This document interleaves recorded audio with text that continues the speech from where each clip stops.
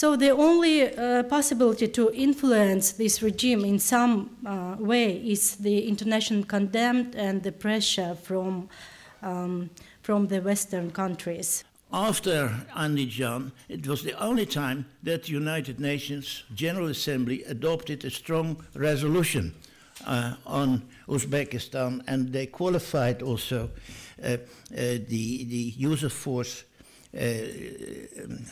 excessive and disproportionate. As many of you know, the EU implemented sanctions against Uzbekistan in October 2005, as Umida mentioned earlier.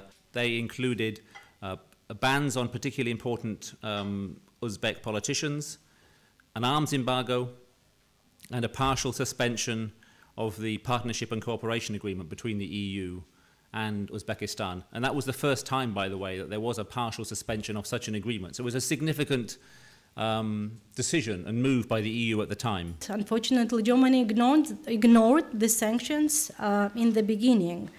In November 2005, Zokor Almatov, the Minister of Internal Affairs, he visited Germany.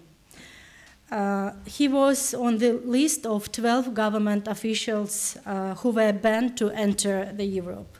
Disappointingly, from a human rights point of view, the sanctions began to be lifted almost immediately after they were implemented, stage by stage, until the latter part of 2009, when they were withdrawn entirely. That Germany was the main influence in lifting the sanctions, in lobbying from 2005 onwards for lifting of sanctions against Uzbekistan. One can argue about the reasons for that, whether it's to do with the military links, the Termez air base in Uzbekistan, or for other reasons, the development of the Central Asia strategy and so on. But it's clear that Germany led the way, and therefore, in our view, has a particular responsibility, given the continued deterioration of human rights situation on the ground for activists, for ordinary people, as I say, to take up this issue in a serious way. Of course, we have no monopoly of wisdom on this issue, and so I'm just going to throw out some ideas.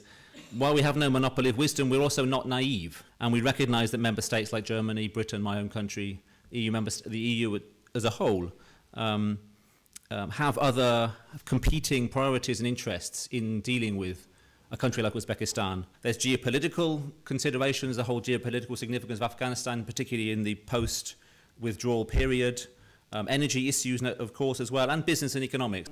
I am sickened by the attitude of Western governments. And what sickens me is not just the hypocrisy of what they are doing. If Western governments were to say, look, we actually don't really care about human rights in Uzbekistan, we don't give a bugger. We've got troops in Afghanistan, we care about supplying them. At least it would be an honest position. But instead, we get this totally false narrative. I see it in the UK, I'm sure you see it in Germany, we certainly see it from the European Union, where every year we are told, yes, the situation is a problem, but there have been some improvements. Every year they say it. When it comes to this national action plan to combat torture, this is largely an issue of window dressing, of formalities. And although a lot of words are being used, it is not really implemented on the spot.